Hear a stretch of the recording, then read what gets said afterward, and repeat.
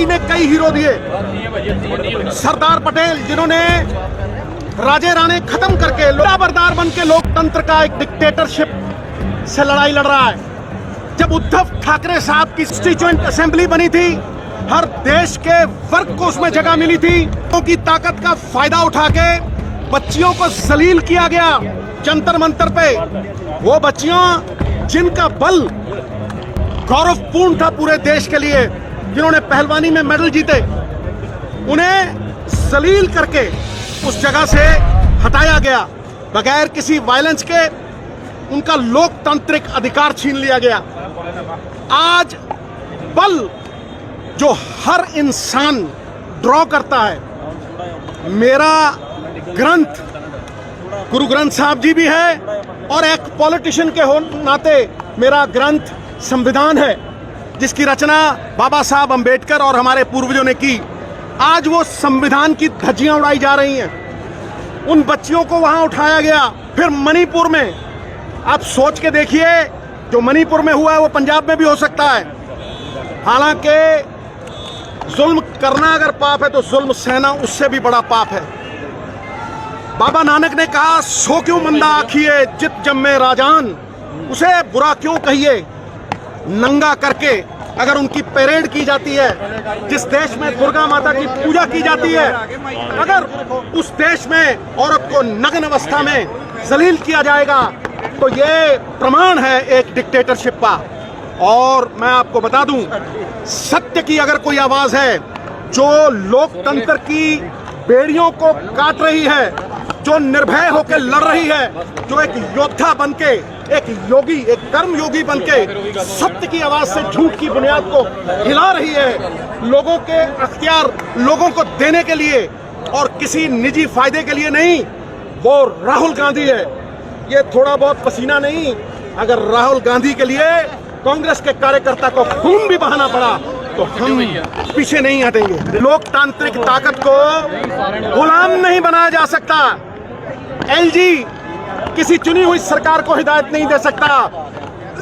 Governor चुने हुए नुमाइंदों को गुलाम नहीं बना सकता और अपनी नॉमिनेटेड फोर्स थोप नहीं सकता। ये आज हो रहा है इस देश में, हाहाकार मचा हुआ है, मानवीय अधिकार खो चुके हैं। और अगर ये सरकार रही तो राहुल गांधी के पीछे चलते हुए हर आदमी ये कह रहा है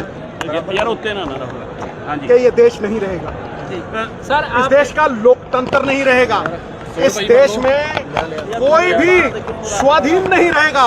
कहता हूं वहीं भगवान ने किसी अपने बंदे के जरिए उस डिक्टेटरशिप को मिटाया है। और डिक्टेटरशिप जब भी आती है लोगों में असंतोष बढ़ता है और क्रांति आती है, और इस क्रांति का नाम है इंडिया। इंडिया लोकतंत्र की रक्षा के लिए, झंडा बरदार बनने के लिए, पहरेदार संविधान के बनने के लिए। क्योंकि अगर संविधान कमीशन ने नहीं किया, कोर्ट ने किया, कानून भी कभी कभी सोता है लेकिन मरता नहीं। कानून सोता है मरता नहीं, लेकिन कानून के जागने का वक्त भी आ गया है। जैसे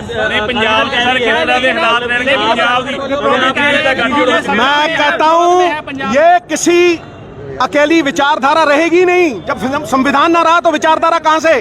जब लोकतंत्र ना रहा और एक राजतंत्र की स्थापना हो गई, डंडा तंत्र की स्थापना हो गई, गुंडा तंत्र की स्थापना हो गई, तो लोगों के अधिकार, लोगों के अख्तियार कहां हैं?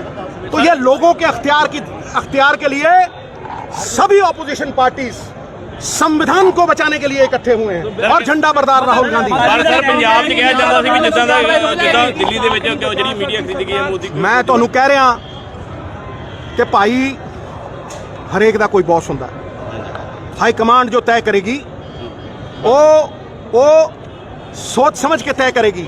और हाई कमांड अगर कॉन्स्टिट्यूशन ਨੂੰ ਬਚਾਉਣ ਇਹ ਉਹਨਾਂ ਨੂੰ ਜਵਾਬ ਦੇਣ ਦਾ ਸਮਾਂ ਨਹੀਂ, ਇਹ ਆਪਣੀ ਗੱਲ ਰੱਖਣ ਦਾ ਸਮਾਂ ਹੈ। ਭਟਕਾ ਨਾ ਮਿੱਤਰ ਪਿਆਰੇ।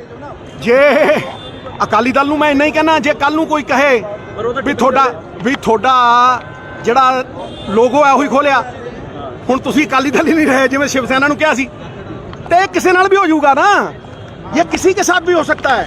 तो मैं कहता हूं जितने इकट्ठे हो जाएं, जितने पहरेदार बन जाएं संविधान के, हमारे ग्रंथ के, उतने अच्छे sovereign socialist Republic, democratic Republic, ये उसके लिए लड़ाई है, संविधान के लिए लड़ाई है।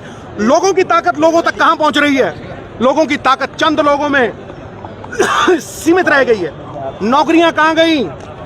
बैंक लुट गए, देश पे सबसे ज्यादा कर्जा हो गया। कोई बात करता है? अरे भाई, हिंदुस्तान में सब है, सब। ये सेकुलर मुल्क है, था और रहेगा।